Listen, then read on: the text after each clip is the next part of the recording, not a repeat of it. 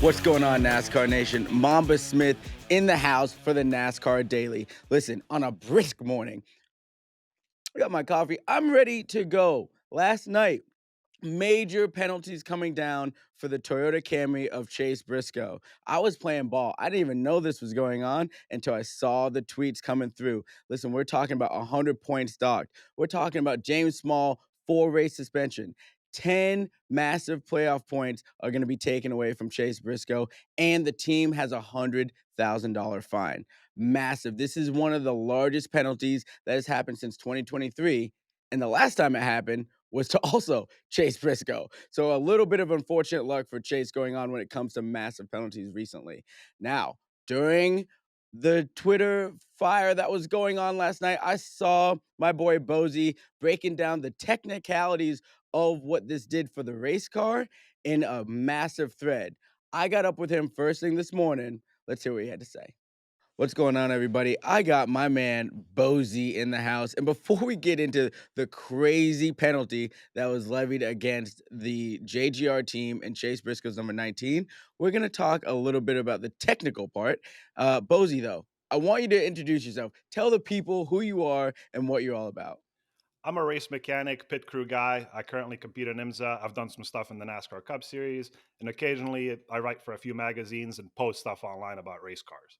Yeah, occasionally. And it's those posts that got us here today. We wanted to bring you in because you had an amazing thread, man. We were just talking off camera. You said there's four pieces to this thing. Let's start with what's number one? What's the first thing that we need to look at? So the first thing we need to understand is how you want to build a car for super speedway racing, and that is you want as little drag as possible. So if we look at one of these cars, we can see that air can flow over them, and we see this big blade back here. That's the spoiler, and that's the thing in question here.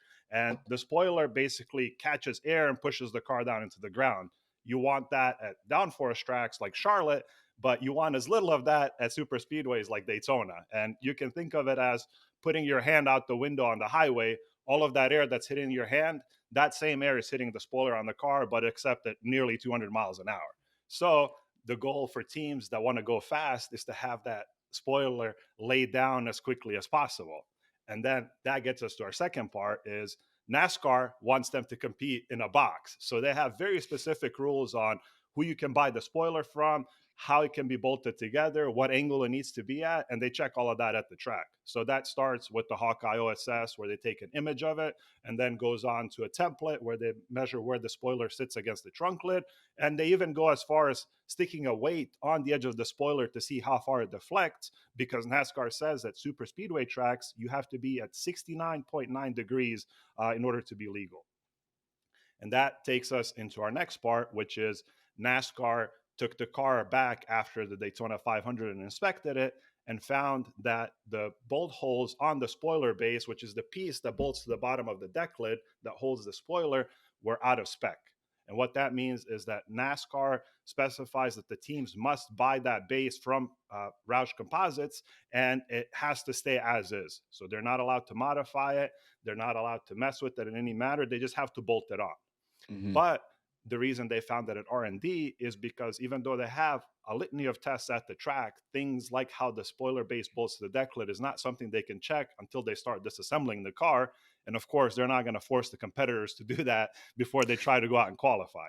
That'd be crazy, man. That'd be crazy. Yeah. So what's happened here is that NASCAR R&D believes that the holes have been modified out of spec to move the spoiler. And the reason that a team might want to do that is if you can move the spoiler in relation to the deck lid and the tail section, you can maybe get it out of the air and reduce that drag and gain some speed. So that's probably why they started looking at that area in more detail once they brought the car back to R&D. Now, Okay. that brings us kind of to our fourth part, and that's how JGR is responding and what that means. So JGR is saying that they did not do that on purpose, which is the expected response from any cup team that wants to be competitive in any of these Right. areas. But they might have some reasoning there because early on with some of these spoiler bases, NASCAR actually allowed teams to sand them down a little bit to make everything fit together, because that area, everything there is sandwiched very, very closely together. So you have the deck lid, you have the spoiler base, and you have the tail section. And Mhm. all of that stuff, when it's bolted together and pushed down, is very, very tight.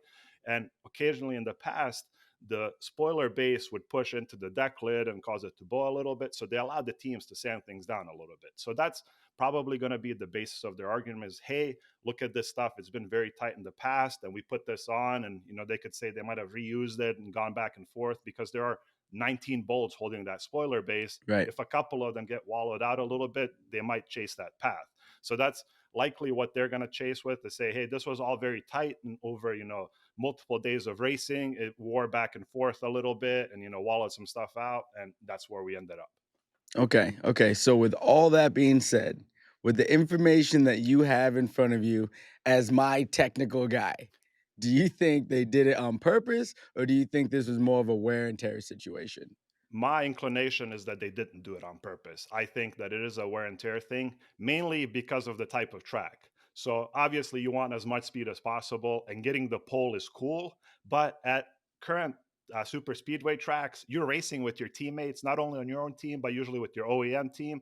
And being faster than everybody else in your group is not going to help you. Like, getting the pole is cool and those pictures are fun, but these guys are like ultimate competitors. So I don't see them doing all of this just for the pole and then to be able to, bounce in and out of the pack in the race itself to finish. I think they finished fifth place or whatever it was. And also because this race can be very unpredictable because of that pack racing, compared to say like a road course where you want to Right. start as high as possible, because it is a lot tougher to pass because you're not drafting with partners, you're on your own and trying to get around other people. So for that reason, my initial inclination is that this was probably either accidental or something happened to cause it, or maybe a shop issue where stuff got rotated back out that shouldn't have gotten rotated back out and reused, that was used in previous situations. But initial inclination is, I don't see a reason why you would take such a huge risk in a situation like this where the reward is a picture.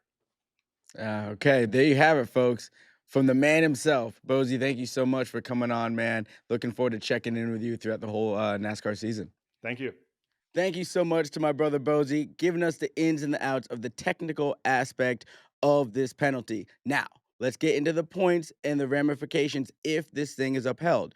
Chase Briscoe is negative 67 points to start week 2 in Atlanta if this is upheld. And I'm not saying down 67 points to the leader, it's 0. And then Chase Briscoe is way down here at negative 67 points. Secondly, his crew chief will be suspended for 4 races. Why is this so big? It's big with any crew chief, but specifically this because they have not worked together but one race of the season. They are brand new working together, so this is huge for that team. Thirdly, 10 playoff points will be ripped away from them, and they don't even have any. So, what does that mean they have to do? They got to have a titanic run. They got to be like Jimmy Johnson from here until the regular season is over to win races and collect points. If they win the regular season points and make up all that ground, then it's 15 playoff points and it'll erase the playoff points that they have lost. If not, it's going to be a tough road to hoe to get into the playoffs. They got to win first to get in and then worry about the regular season points after that.